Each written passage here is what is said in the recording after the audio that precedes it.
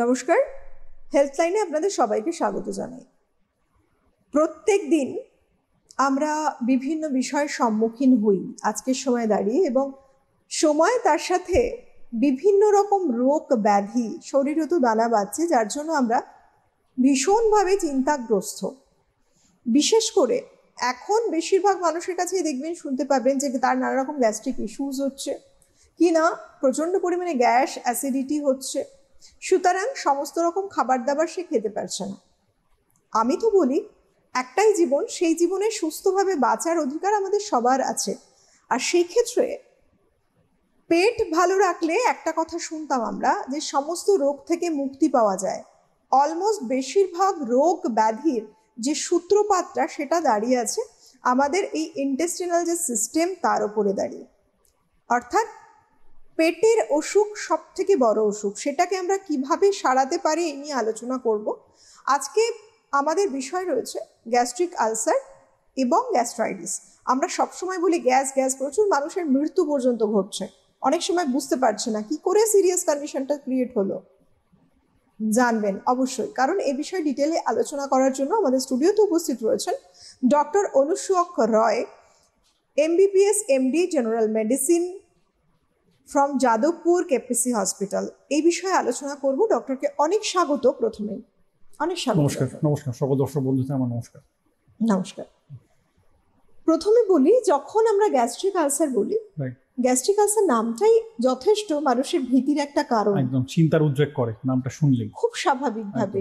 তো আমরা কাকে বলছি সেটা জানবো, এবং তারপর এক এক করে তো জানবোই কি করে প্রতিকার পসিবল। একদম। গ্যাস্ট্রিক আলসার বলতে প্রথমেই যেটা আমাদের বোঝা উচিত যে আমাদের গ্যাস্ট্রিক মিউকোজার বা গ্যাস্ট্রিক স্টমাকের চারটে লাইনিং থাকে, সাবমিউকাস, মিউকাস, মাসকুলার এবং সেরাস। এই চারটে লাইনিং এর মধ্যে যখন একটি ক্ষত তৈরি হয়, ইউজুয়ালি ক্ষতটা অনেক সময় ডিপ হয়ে যায়। যখন উপরের স্তরগুলোকে ভেদ করে ক্ষতটা নিচের স্তরগুলোতে পৌঁছায়, অনেক সময় মাসকুলারিস বা সেরাস লেয়ারে পৌঁছায়, তখন সেই ক্ষতটাকে আমরা আলসার বলি। এবং আমাদের শরীরের বাইরে যেরকম ক্ষত থাকে, যেটাকে আমরা ঘা বলি, স্টামাকে বা ডিউডেনামে কিন্তু এরকম ঘা দেখা যায়। এবং সেই ঘা হয়ে গেলে সেই ঘা সমেত কন্ডিশনটাকে কিন্তু আমরা পেপটিক আলসার ডিজিজ বা গ্যাস্ট্রিক আলসার ডিজিজ বলি। এবং এই ঘা হওয়ার কতগুলো প্রিরিকুইজিট আছে, এই ঘায়ের কতগুলো প্রতিষেধক আছে, এবং এইগুলো যদি আমরা মেনে চলি তাহলে ঘাটা হয় না। বাট আমাদের এই ব্যস্ততম জীবনে আজকে আমাদের খাওয়া দাওয়া, অনিয়মিত লাইফস্টাইল সব মিলিয়ে এই ঘা বা আলসার হওয়ার প্রবণতা কিন্তু দিনকে দিন বেড়েই চলেছে। এবং এই আলসার হওয়ার ফলে আমাদের কিন্তু দৈনন্দিন জীবনও বেশ ব্যাহত হচ্ছে। আচ্ছা, আমরা আলসার মানে ঘা বুঝতে পারছি, যে কোনো জায়গায় শরীরে ঘা হতে পারে। একদমই তাই। যদি স্টমাকে ঘাটা হলো, সবকিছু থেকে স্টমাকটা কেন এত গুরুত্বপূর্ণ, এবং এখানে আলসার হলে কি কি হচ্ছে জেনারেলি? একদম। স্টমাকে যেহেতু আমরা জানি যে অলরেডি একটা পেপটিক অ্যাসিড থাকে, যেটাকে HCl বলা হয়, বা হাইড্রোক্লোরিক অ্যাসিড স্টমাকে প্রডিউস হয়, যেটা প্রোটিন ডাইজেশনে হেল্প করে। এবার সেই অ্যাসিডটা যেহেতু স্টমাকেই তৈরি হয়, যেহেতু স্টমাকের লাইনিংটা মাসেল দিয়ে তৈরি, সেই অ্যাসিডটা কিন্তু নর্মালি মাসেলটাকে ইরোড করতে পারে। বাট স্টমাকের একটা প্রোটেক্টিভ লাইনিং থাকে, স্টমাকে একটা মিউকাস মেমব্রেন থাকে, যেটা কিন্তু ওই অ্যাসিডের সংস্পর্শে স্টমাকটাকে ডাইরেক্টলি আসতে দেয় না। ফলে আমরা নিজস্ব অ্যাসিড দিয়ে কিন্তু স্টমাকের মাসেলটাকে ড্যামেজ করি না। যখন আমাদের শরীরে অ্যাসিডের আধিক্য হয় এবং স্টমাকের কন্টেন্টগুলো বা স্টমাকের লাইনিংগুলো যখন সেই অ্যাসিডের সংস্পর্শে ডাইরেক্টলি আসে, তখন কিন্তু আমার সেই স্টমাক ওয়ালটা নষ্ট হতে পারে, স্টমাক ওয়ালটা ক্ষয়প্রাপ্ত হতে পারে, এবং সেখানে আর 5টা অঙ্গ প্রত্যঙ্গের মতোই আমাদের বাইরে, শরীরের বাইরে যেমন ঘা হয়, তেমনি স্টমাকেও সেই ঘা হতে পারে। তো মূলত আমাদের স্টমাকে অ্যাসিড কন্টেন্ট যদি বাড়ে এবং স্টমাক যদি এক্সপোজড হয়ে যায় সেই অ্যাসিডে ডিরেক্টলি, তাহলে কিন্তু এই আলসার হওয়ার চান্স বাড়ে। এছাড়া কিছু ব্যাকটেরিয়া আছে, যেমন হেলিকোব্যাক্টার পাইলোরি বা H. পাইলোরি যেটাকে বলা হয়, এই ধরনের ব্যাকটেরিয়া কিন্তু স্টমাকের অ্যাসিড সিক্রেশন বাড়ায় এবং লাইনিংটাকে নষ্ট করে দেয়। ফলে স্টমাকের আমাদের লেয়ারগুলো কিন্তু ডাইরেক্ট অ্যাসিড এক্সপোজড হয়ে যায়, এবং এক্সপোজড হওয়ার ফলে কিন্তু এই গ্যাস্ট্রিক আলসার বা পেপটিক আলসারের উৎপত্তি। আচ্ছা, তো এই যে আলসার হচ্ছে, প্রথমেই তো নিশ্চয়ই ঘা হয়ে যাচ্ছে না, এবং তার মধ্যে কিছু কিছু সিমটমস, লক্ষণ যেগুলোকে আমরা বলছি, যে কোনো রোগ একটা সিভিয়ার কন্ডিশনে যায়, তার আগে কিছু লক্ষণ আছে। যেহেতু আমাদের শরীরের ভিতরের একটা অংশ স্টমাক, আমরা বাইরে থেকে দেখতে পাচ্ছি না, তো বেসিক্যালি কি কি পরিবর্তনগুলো মানুষ দেখলে বুঝতে পারবে, ভাববেন যে আলসার হতে পারে? আলসারের অনেক সিমটমই কিন্তু লক্ষণযোগ্য নয়। অনেক সময় আমরা বুঝতেই পারি না যে আমাদের ভেতরে আলসার গ্রো করছে। আলসার একদিনে হয় না, যেমন আপনি ঠিক বলেছেন, তেমনি সিমটমগুলো কিন্তু খুব ওভার্ট নয়। তবে মূলত লক্ষণীয় যেগুলো, যে অনেক সময় পেট ব্যথা, এটা কিন্তু মূল প্রেজেন্টিং সিমটম যেটা নিয়ে পেশেন্ট আমাদের কাছে আসে। দীর্ঘদিন ধরে একটা পেট ব্যথা হচ্ছে, বুকের আশপাশটা একটু ব্যথা ব্যথা ভাব, ক্ষুধামন্দ বা অরুচি, তারপরে অনেক সময় গা গোলাচ্ছে, বমি বা অল্প কিছু খেলেই পেট ভরে যাচ্ছে। অনেক সময় দেখা যায় যে পেশেন্টের ওয়েট কমছে বা কালো পায়খানা হচ্ছে বা রক্ত বমি হচ্ছে। এগুলো সবই কিন্তু গ্যাস্ট্রিক আলসার বা পেপটিক আলসারের সিমটম হতে পারে। কিন্তু অনেক সময় দেখা যায় যে পেশেন্ট কোনো রকম কমপ্লেন ছাড়াই আমাদের কাছে আসছেন এবং ডাক্তারবাবু মনে করছেন তার কিছু পার্টিকুলার টেস্ট দরকার, এবং টেস্টগুলো করার ফলে ধরা পড়ছে যে তার কিন্তু অ্যাকচুয়ালি পেপটিক আলসার ডিজিজ বা গ্যাস্ট্রিক আলসার রয়েছে। ফলে সিমটমগুলো যেমন গুরুত্বপূর্ণ, তেমনি সিমটম ছাড়াও অনেক সময় কিন্তু নিঃশব্দে গ্যাস্ট্রিক আলসার বা পেপটিক আলসার আমাদের শরীরে বেড়ে উঠতে পারে। আচ্ছা, এই যে গ্যাস্ট্রিক আলসার কি শুধুমাত্র স্টমাকেই হয়? না, গ্যাস্ট্রিক আলসার একটা ওয়াইড স্প্রেড টার্ম, যেটা কিন্তু মানে আমাদের ইন্টেস্টিনের অনেক কটা জায়গায় হতে পারে। Stomach most commonly affected place, but এই আলসারগুলো কিন্তু, যেটাকে পেপটিক আলসার ডিজিজ বলা হয়, এগুলো ডিউডেনামে হতে পারে, লার্জ ইন্টেস্টাইনে হতে পারে, বিভিন্ন বিভিন্ন ক্ষেত্রে বিভিন্ন বিভিন্ন জায়গায় আলসার হতে পারে। যখন লার্জলি আলসারটা স্টমাকে পাওয়া যায়, এটাকে আমরা গ্যাস্ট্রিক আলসার বলি, এবং অনেক সময় ডিওডেনাম বা ক্ষুদ্রান্তে এই আলসার পাওয়া যায়, তখন আমরা ডিওডেনাল আলসার বলি। মূলত এই দুটো জায়গায় কিন্তু আলসার পাওয়া যায়, বাট রোগের তারতম্যের ভিত্তিতে আলসারগুলো বিভিন্ন অন্য জায়গাতেও হতে পারে। আমাদের পুরো গ্যাস্ট্রিক আউটলেট বা গ্যাস্ট্রিক সিস্টেম জুড়েই কিন্তু আলসার হতে পারে।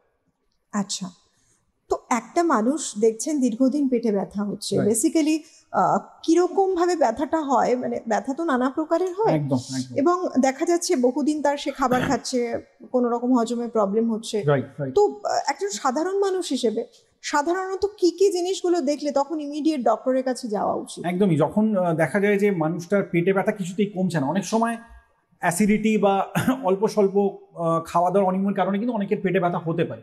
সেগুলো কিন্তু সবসময় গ্যাস্ট্রিক আলসার বা পেপটিক আলসার ইন্ডিকেট করে না। কিন্তু লং টার্ম একটা লং স্ট্যান্ডিং পেইন, যেটা বহুদিন ধরে হয়ে চলেছে, এবং ঘরোয়া রেমেডি বা খাওয়া দাওয়ার বা খাদ্যাভ্যাসের পরিবর্তনের পরেও যদি সেই পেন না কমে, তখন কিন্তু স্পেশালিস্টের হেল্প নেওয়া উচিত এবং ডাক্তারবাবুর কাছে যাওয়া উচিত। দ্বিতীয় যে ইম্পর্টেন্ট সিমটম যেটা গ্যাস্ট্রিক আলসারকে ডিনোট করে, সেটা হচ্ছে কালো পায়খানা হওয়া। যদি পেশেন্ট অনেকদিন ধরে ব্ল্যাকিশ স্টুল পাস করে, তাহলে বুঝতে হবে যে তার গ্যাস্ট্রোইন্টেস্টাইনাল ট্র্যাক্টের কোথাও থেকে ব্লিডিং হচ্ছে, এবং সেই ব্লিডিংটা কিন্তু পায়খানার সঙ্গে বেরোচ্ছে। কালো পায়খানা হওয়া বা ফ্রেশ ব্লাড বেরোনো বমি দিয়ে, সেগুলো কিন্তু গ্যাস্ট্রিক আলসারের অন্যতম মানে লক্ষণ। এবং পেটে ব্যথা যদি লং স্ট্যান্ডিং হয়, সেটা গ্যাস্ট্রিক আলসার হোক, গলস্টোন ডিজিজ হোক, যাই হোক না কেন, সেটা কিন্তু alarming. So long standing pain abdomen কিন্তু ডাক্তারের কাছে যেতে আপনাকে বলছে। ফলে অনেক দিন ধরে পেটে ব্যথা হলে কিন্তু চেপে রাখবেন না, বা শুধুমাত্র ঘরোয়া পথ্যের সাহায্যে সেটা নিরাময় করার চেষ্টা করবেন না। এইটা একটা খুব ভালো জায়গা উঠে এলো যে বহু মানুষ আগে চেষ্টা করেন, একদম কিছু পেটে ব্যথা হচ্ছে ঘরোয়া পদ্ধতি, একদম। অথবা দেখা যাচ্ছে তিনি দোকানে গেলেন, দোকানে বললেন যে আমার এরকম পেটে ব্যথা হচ্ছে, মেডিসিন নিয়ে খেলেন। একদম তো জেনারেলি হয়তো স্বাভাবিক ভাবে দেখা যাচ্ছে রিলিফও পাচ্ছেন, Right. তো তারা বুঝতে পারছেন না। রাইট। তো বেশিরভাগ লং স্ট্যান্ডিং বলতে ঠিক কতদিন যদি এরকম পেইন হয়, তখন তাকে বুঝতে হবে যে না, এবার আর ওষুধ কিনে খাওয়া নয়, এটাকে একদম। স্টপ করা দরকার। ইউজুয়ালি লং স্ট্যান্ডিং এরকম কোনো স্পেসিফিক ডিমার্কেশন নেই, তবে ব্যথা যদি 3-4 দিন পরেও না কমে, ঘরোয়া পথ্য বা অ্যান্টাসিড লোকাল যেগুলো over the counter medicine shop থেকে কিনা অ্যান্টাসিড খাওয়ার পরেও যদি ব্যথা রিলিফ না হয়, বা যদি দেখা যায় যে না আমার পেটের কন্ডিশন দিনকে দিন ডিটোরিয়েট করছে, কালো পায়খানা হচ্ছে, আমাদের স্টুলের টাইপ হ্যাবিট এগুলো বদলে গেছে, তখনই কিন্তু সত্তর ডাক্তারের কাছে যাওয়া উচিত। ইউজুয়ালি 2-3 দিনের বেশি ওয়েট করা উচিত নয় যদি পেটে ব্যথা না কমে। মুশকিলটা হয় কোথায় ডক্টর? বা বহু মানুষ এমন আছেন যতদিন পারছেন তারা হোল্ড করছেন, বিষয়টাকে একদমই তাই। যাচ্ছেন না। তো একদম সেক্ষেত্রে দেখা যায় একটা সিভিয়ার কন্ডিশন ক্রিয়েট হয়ে গেল। সাধারণত কি কি রিস্ক হতে পারে একটা গ্যাস্ট্রিক আলসারে ফর্ম করলে? গ্যাস্ট্রিক আলসারের অনেক কটা রিস্ক হতে পারে, যেটা আমি বললাম যে এটা কিন্তু অ্যাকচুয়ালি একটা ঘা, যেটা আমাদের স্টমাকে বা ডিউডেনামে হয়েছে। ফলে যে কোনো ঘা থেকে ব্লিডিং হয়, ঘায়ের ওপর ইনফেকশন হতে পারে, এই রিস্কগুলো যেমন থাকে, তেমনি আরেকটা মারাত্মক রিস্ক থাকে যেটা গ্যাস্ট্রিক পারফোরেশন আমরা বলি, যে ঘাটা সরাসরি ফুটো হয়ে গেছে এবং স্টমাকটাকে ফুটো করে দিয়েছে। তার ফলে কিন্তু পেটে একটা সেপসিস, একটা ইনফেকশনের চান্স বাড়ে, এবং ওখান থেকে কিন্তু ব্লিড হয়ে মানুষটা কিন্তু অ্যানিমিয়াতে ল্যান্ড আপ করতে পারে, এবং মানুষটা রক্তশূন্য হতে পারে, এবং সিভিয়ার ইনফেকশন যেটা পেটে হতে পারে, যাকে আমরা পেরিটোনাইটিস বলি, সেই পেরিটোনাইটিস হয়ে কিন্তু তার প্রাণহানির আশঙ্কাও থাকে। ফলে ইনফেকশন এবং আলসার যেখানেই হোক না কেন শরীরের, সেটা কিন্তু খুব ইমিডিয়েট অ্যাটেনশন কল করে, এবং সেটাকে কিন্তু সত্য ট্রিটমেন্ট দরকার। একটা আলসার মানেই কিন্তু পারফোরেশন নয়, আলসার মানে একটা ঘা হওয়া। সেই ঘাটাকে যত তাড়াতাড়ি সম্ভব প্রিভেন্ট করা উচিত এবং তার জন্য স্পেশালিস্ট মেডিকেল হেল্প কিন্তু আমাদের নেওয়া উচিত। এর সাধারণত ডায়াগনোসিস কি আছে? বিভিন্ন রকম টেস্ট এবং ডায়াগনোসিসের মাধ্যমে একদমই তো একটা মানে ডিজিজ কন্ডিশন দেখলে অ্যাপ্রোচ করা হয়। একদমই তাই। কনফার্মেশন টেস্ট আছে কিছু? হ্যাঁ, কনফার্মেশন টেস্টও আছে। আমরা বেসিক্যালি পেশেন্টের সিমটমটাকে গুরুত্ব দিই। সিমটমের মধ্যে যেগুলো আমি বললাম যে পেটে ব্যথা, অ্যানোরেক্সিয়া বা খিদে না হওয়া, তার ব্ল্যাক স্টুল হওয়া বা হেমাটেমেসিস বা রক্তবমি হওয়া, এগুলো যদি আমাদের পেশেন্টের থাকে তাহলে আমরা কিছু স্পেশালাইজ টেস্ট অর্ডার করি। গ্যাস্ট্রিক আলসারের ক্ষেত্রে ডেফিনেটিভ টেস্ট বা ডায়াগনস্টিক টেস্ট হচ্ছে এর আপার জিআই এন্ডোস্কোপি। তো আমরা যদি এন্ডোস্কোপি করতে পারি তো আমরা ডাইরেক্ট গ্যাস্ট্রিক লাইনিং বা মিউকোসাটাকে ডাইরেক্টলি দেখতে পারি উইথ ভিডিও এন্ডোস্কোপ, এবং আমরা দেখতে পারি যে সেই আলসারের মার্জিনটা কীরকম, আলসারের ব্যাপ্তিটা কীরকম এবং আলসারটা কতটা গভীর, এবং সেখান থেকে আমরা একটা কনফার্মেটরি টেস্ট করি যেটাকে রুট বলা হয় বা র্যাপিড ইউরিয়েজ টেস্ট। এই আরইউটি একটা পার্টিকুলার স্টমাকের একটা অংশকে কেটে নিয়ে আমরা তার উপর করি, এবং এই আরইউটি টেস্টের উপর কিন্তু ডিপেন্ড করে যে আলসারটা কি থেকে তৈরি হয়েছে বা আলসারের কারণটা কি। আরইউটি যদি পজিটিভ হয় তাহলে আমরা বলি এই আলসারটা কিন্তু হেলিকোব্যাক্টার পাইলোরি নামক একটি ব্যাকটেরিয়া দিয়ে হয়েছে। তো এই ব্যাকটেরিয়াটার জন্য স্পেসিফিক কিছু মেডিকেশন আছে যেটা খেলে কিন্তু এই আলসারটা সম্পূর্ণরূপে সেরে যায় এবং এই ব্যাকটেরিয়াগুলো মরে যায়। এছাড়া যদি এই আলসারটা ব্যাকটেরিয়া ছাড়া অন্য কোনো কিছু দিয়ে হয়ে থাকে সেটাও কিন্তু আমরা ওই আলসারের মার্জিন থেকে টিস্যু বায়োপসি নিয়ে বুঝতে পারি, এবং ওই বায়োপসির ফলে জানা যায় যে আলসারটা আদৌ বিনাইন না কোনো ম্যালিগনেন্ট কন্ডিশনে ওই আলসারটা হয়েছে। ফলে ডেফিনেটিভ টেস্ট আছে। এছাড়া আমরা প্রিলিমিনারি কিছু আলট্রাসোনোগ্রাফি, কিছু blood test, routine blood examination এগুলো করেও আমরা বুঝতে পারি যে আলসারের সঙ্গে পেশেন্টের অন্য কোনো সিমটম বা অন্য কোনো রোগ রয়েছে কিনা যেটা কিনা তার আলসারটাকে ত্বরান্বিত করছে। আচ্ছা, এবার আরেকটা ডক্টর ভীষণ উৎকণ্ঠা এবং উদ্বেগের কারণ শুনে এটাই মনে হচ্ছে যে স্টমাক একটা পারফোরেশন হতে পারে, যেটা বলেন স্টমাকটা ফুটো হয়ে গেল, মিন্স স্টমাকে নানা রকম অ্যাসিডিক কন্টেন্ট ওটা একটা থাকছে, তো সেটা পারফোরেশন হয়ে গেল। সেটা থেকে সাধারণত কি হতে পারে? কেস তো একেবারে সিভিয়ার মানে stomach perforation is the most dreaded complication of gastric ulcer.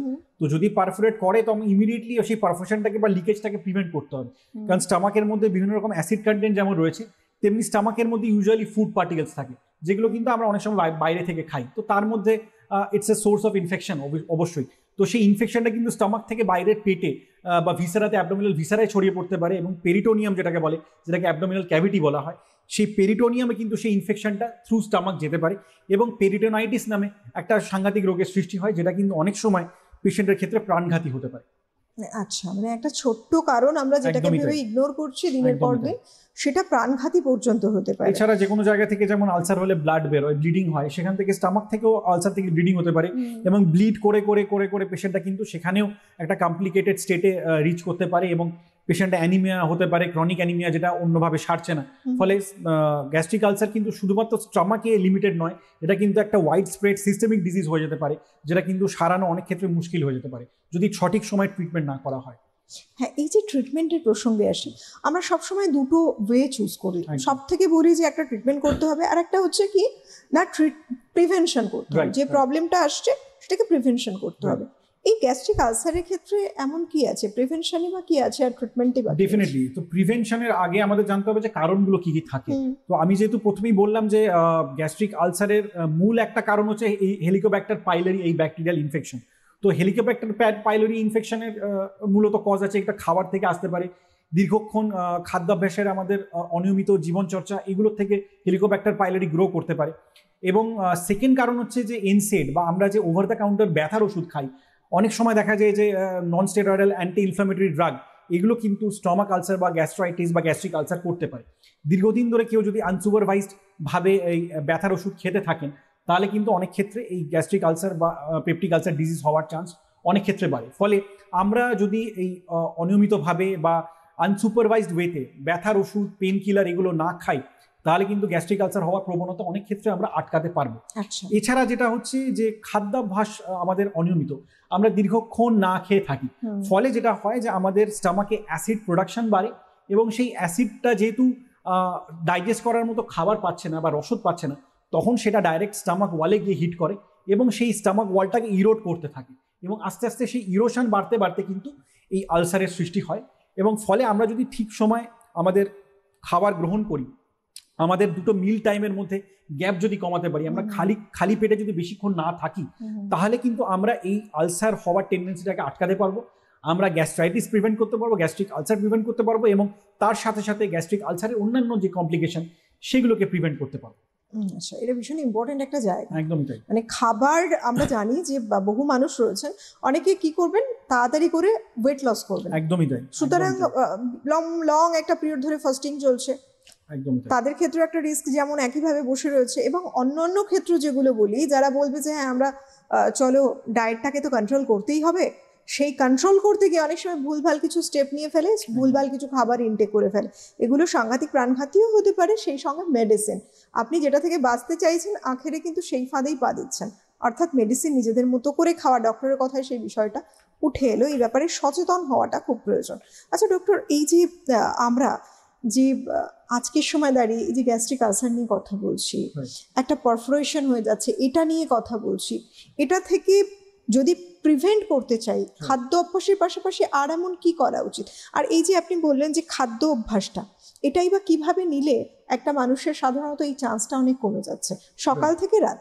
Right, যেটা আমি বললাম যে the meal should be frequent, আর সেটার টাইম গ্যাপটা যেন খুব বেশি না হয়। অনেকে আছে যে একসঙ্গে অনেক কিছু খেতে পারেন না, হয়তো তাদের খেতে অরুচি হয় বা একসঙ্গে বেশি কিছু খেতে ভালো লাগে না, তো তারা যেটা করতে পারেন যে ফ্রিকুয়েন্ট ইন্টারভ্যালে অল্প অল্প করে খাবেন, বাট বেশিক্ষণ খালি পেটে থাকবেন না।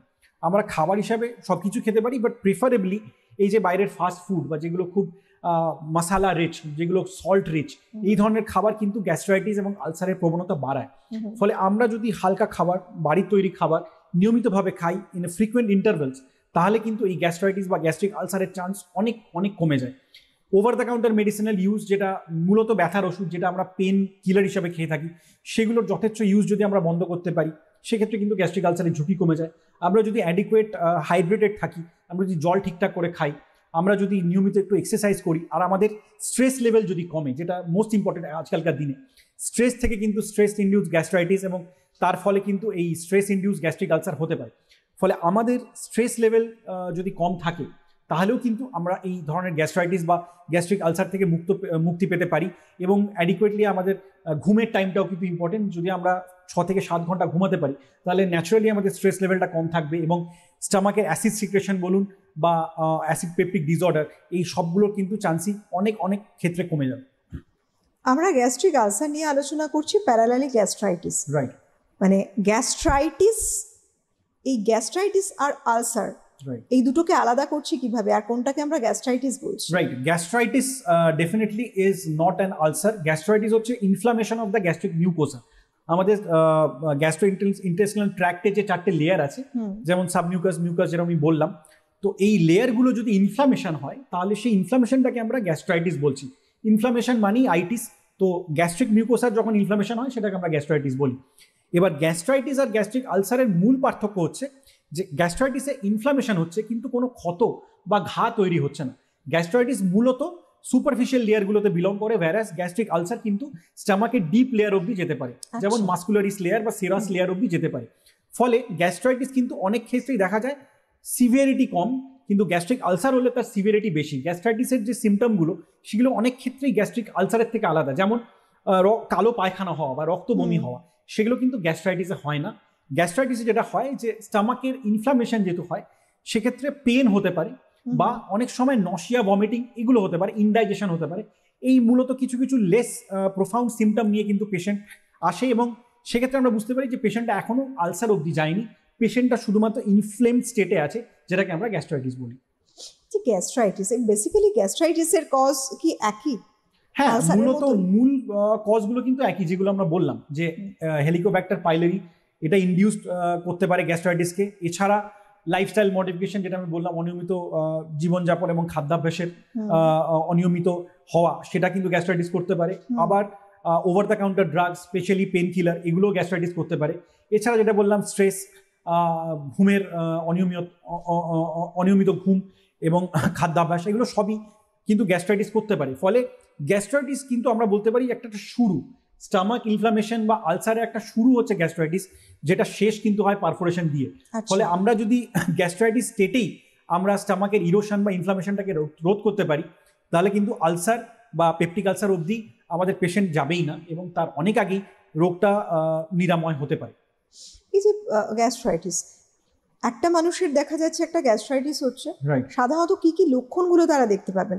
কারণ আজকের সময় দাঁড়িয়ে মানুষের একটা অনিয়মিত জীবনযাপন, এবং মানুষকে যতই বলা হোক তাও দেখা যায় তারা কন্ট্রোল করতে পারছেন না, নির্দিষ্ট সময় খাওয়াটা হচ্ছে না তাদের, বাইরে গিয়ে ফাস্ট ফুড তারা খেতে বাধ্য হচ্ছে অনেক সময়, সবসময় যে ইচ্ছে করে খাচ্ছেন তাও নয়। তো বেসিক্যালি লক্ষণগুলো কি কি দেখা যায় তাদের ক্ষেত্রে, এবং তারা যদি নিজেদেরকে সেফ সিকিউর রাখতে চান কি কি করবেন? লক্ষণগুলো যেটা আমি আগেও বললাম যে অনেক সময় গ্যাস্ট্রাইটিসের লক্ষণগুলো কিন্তু গ্যাস্ট্রিক আলসারের মতো অত প্রোফাউন্ড বা সাংঘাতিক নয়। গ্যাস্ট্রাইটিসের লক্ষণগুলো ইউজুয়ালি শুরু হয় পেটে ব্যথা দিয়েই, তবে সেই পেটে ব্যথাটা কিন্তু অনেকাংশে সেলফ মানে রেজলিউশন হয়ে যায়। পেটে ব্যথাটা অনেক সময় নিজে থেকেই কমে যায়। ব্যথাটা কিন্তু লং স্ট্যান্ডিং হয় না, যেরকম গ্যাস্ট্রিক আলসারের ক্ষেত্রে পেন অনেক দিন ধরে চলতে পারে, কখনো সপ্তাহ থেকে মাস অবধি গড়াতে পারে। গ্যাস্ট্রাইটিসের পেন কিন্তু অনেক সময় দেখা যায় যে খেয়ে নেওয়ার পরে রিলিফ হয়ে যায়, এবং অনেক সময় কিন্তু সেই ব্যথাটা লেস সিভিয়ার। সেকেন্ড যেটা হয় যে গ্যাস্ট্রাইটিসে অনেক সময় নশিয়া বা বমি করার একটা টেন্ডেন্সি হতে পারে, এবং অনেক সময় দেখা যায় যে পেশেন্ট অনেক সময় বমি করেও ফেলে। তো এই সিমটমগুলো কিন্তু গ্যাস্ট্রাইটিস ডিনোট করে।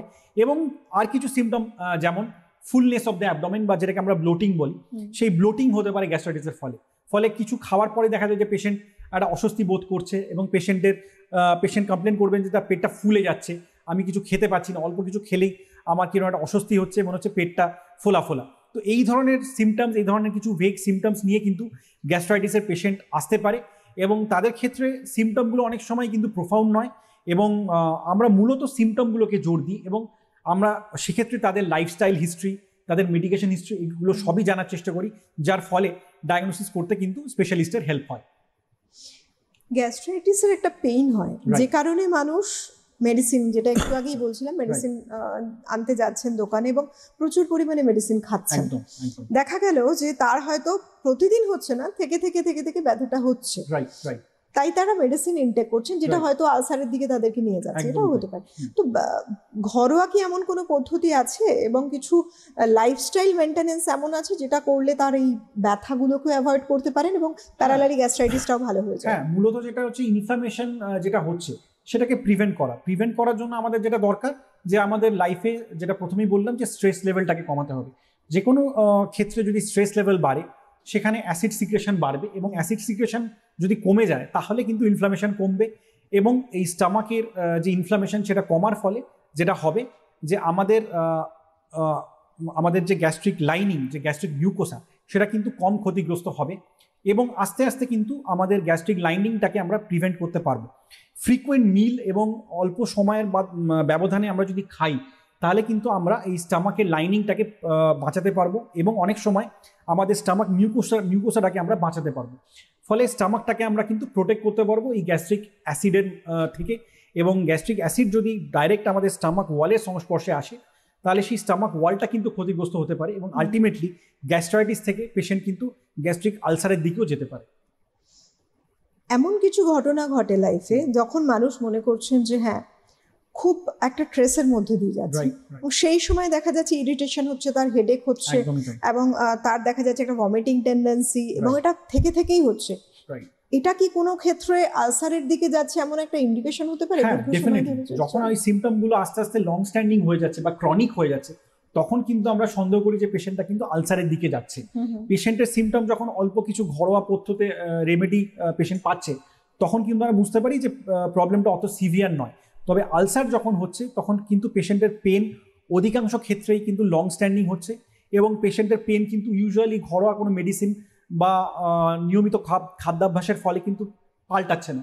ফলে যেটা আমরা করতে পারি যে কিছু স্পেশালিস্ট মেডিকেশন আমরা ইউজ করতে হয়, যার ফলে কিন্তু আমরা স্টমাকের আলসারটাকে প্রিভেন্ট করতে পারি, এবং নিয়মিত আমাদের খাদ্যাভ্যাস এবং রেস্ট, এইগুলো কিন্তু অত্যন্ত জরুরি to prevent the further deterioration of the stomach ওয়াল।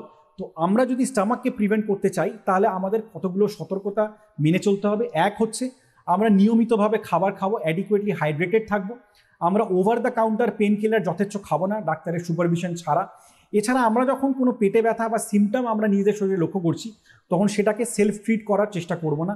আমরা কিন্তু অবশ্যই কোনো একজন বিশেষজ্ঞ ডাক্তারের পরামর্শ নেব এবং আমরা অ্যাডিকুয়েটলি জল এবং খাবার এগুলো কিন্তু ফ্রিকোয়েন্ট ইন্টারভেলে আমরা নিতে থাকবো, যার ফলে আমাদের স্টামাকে ইনফ্লামেশন বা আলসার হবে না।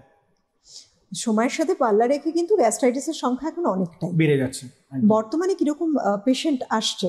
ম্যাক্সিমাম পেশেন্টই কিন্তু গ্যাস্ট্রাইটিস নিয়ে আমাদের চেম্বারে আসেন, যার ফলে কোনো পেশেন্ট কিন্তু অ্যাকিউট স্টেজে আমাদের কাছে এসে পৌঁছেন, আবার অনেক ক্ষেত্রে কিন্তু পেশেন্ট অনেক দিন ক্রনিক গ্যাস্ট্রাইটিসে ভোগেন, যার ফলে আমাদের ট্রিটমেন্ট করাটা কিন্তু মুশকিল হয়ে যায়। ইউজুয়ালি আমরা যখন দেখি একটা পেশেন্ট অ্যাকিউট স্টেজে আমাদের কাছে আসে, তখন কিন্তু তার গ্যাস্ট্রাইটিসটা সামান্য কয়েকটা মেডিসিনে সেরে যায়।